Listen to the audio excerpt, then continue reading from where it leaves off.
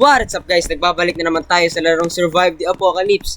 Ang laro na ito ay nagkaroon na ng maraming update simula nung ito ay na-release, including na doon yung mga bagong classes. So ngayon ay ilalagay natin sa tier list kung ano yung pinakapangit hanggang sa pinakamagandang class. So ngayon guys, punta na tayo sa ating app. So guys, nandito na tayo. Simulan natin ngayon dito sa Guardian class. Itong Guardian class ilalagay natin to sa C tier kasi hindi mo naman siya madalas magagamit kapag solo. Also, mahal din siya.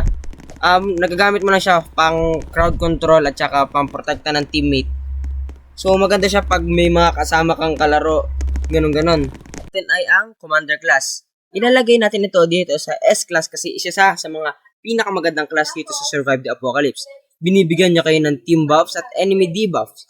At kasama na rin dito ang airstrike ability na ginagamit ito para pumatay ng maraming zombie dahil meron itong malaking AOE. Tapos, meron rin siyang kasamang baril na Desert Eagle na kaya mang one-shot ng kahit anong mga zombie.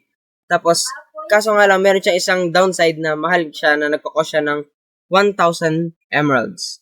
Susunod naman natin itong Psychic class at ilalagay din natin siya dito sa S tier. Kasi nga, it gives us the ability na gumamit ng 4 na weapons sa likod natin. Tapos din, tinutulungan niya din tayo mag-generate ng regenerating shields na pwede natin gamitin pang tanke. Then, meron din siyang magandang pang late game siya. So, kung goal nyo ay makareach na madaming days, maganda to gamitin.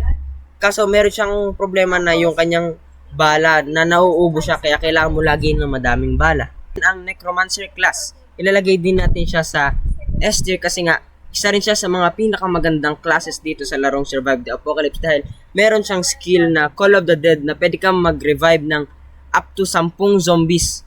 Maganda siya pang solo kasi nga kapag wala kang kasama, pwede ka nga mag-revive ng mga zombies na pwede mong gawing kakampi. Tapos ang kanyang cost ay 1,000 din kagaya ng mga Psychic at Commander. Ay ang Frogger class at ilalagay natin siya dito sa B tier. Maganda siya para sa akin. At ilalagay natin siya dito sa B tier kasi nga mag-i-spawn ka na may mga grenades. Maganda siya pang defense kasi nga pag naka-blood mo, maraming zombies ang pupunta. Pwede mo gamitin yung mga grenade for fast clearing ng mga zombies. Ilalagay ay ang Assassin class at ilalagay natin siya dito sa A tier. Maganda siya for beginners. Worth it siyang pag-ipunan kasi 300 gems lang siya. Mag-i-spawn ka na ng may rifle at saka suppressor. Ang suppressor para ma-silence yung iyong barrel at hindi siya maingay para hindi siya marinig ng mga zombies. Isa sa perk nito ay meron siyang 30% headshot damage at saka 10% damage ngunit may minus 20 max health. Tapos yung kanyang aggro range ay minus 30%. Ibig sabihin nun, hindi agad siya madedetect ng mga zombies. Sunod naman ay ang Hunter class at ilalagay din natin siya dito sa A tier.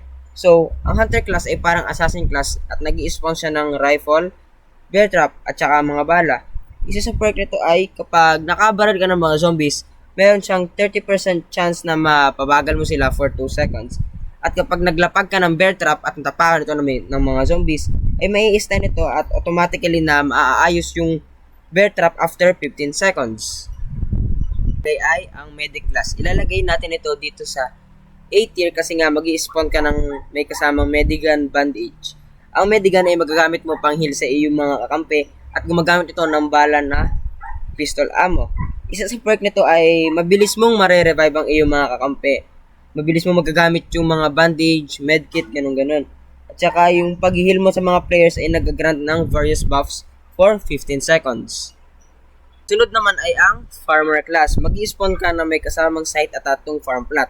Ang mga perks nito ay yung mga farm plot mo ay mabilis tumubo by 1.5 times.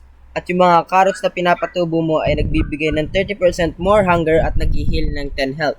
At lastly, yung carrots ay nagbibigay ng 10% speed at damage buff for 20 seconds. At ito ay nag-i-stack. That means na kapag mas dinamihan mo yung iyong pagkain ng carrots, ibig sabihin nun mas tatagal yung duration ng iyong mga effects. Survivor class. At ilalagay natin siya dito sa F tier.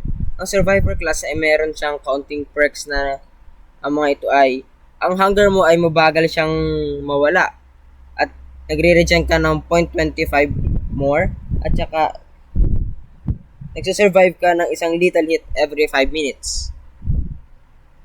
Then sunod naman natin dito ay ang Fighter class na ilagay natin dito siya sa Letter C. Para din siyang guardian class kasi mas makunat ka at nagbibigay siya ng 30 max health. Tapos yung melee damage mo ay nadadagdagan ng 20%, ngunit meron tong minus 20% accuracy. Tapos isa pa dito sa mga perk niya ay plus 20% melee attack speed. Sunod naman dito ay ang soldier class. Ang soldier class na ito ay ilalagay natin din dito sa A class kasi ito ay for 400 lamang siya, mas mahal siya sa assassin. Nag-i-spawn ka na may AK-47. Ang mga perk nito ay plus 30% reload speed, plus 30% accuracy, at plus 15% fire rate. Ang survivor class, ilalagay natin siya dito sa D tier kasi mag-i-spawn ka ng may knife. Binibigyan ka nito ng plus 10% sprint speed at full health. Gain plus 2 random ammo on direct kill at nearby items ay highlighted through walls.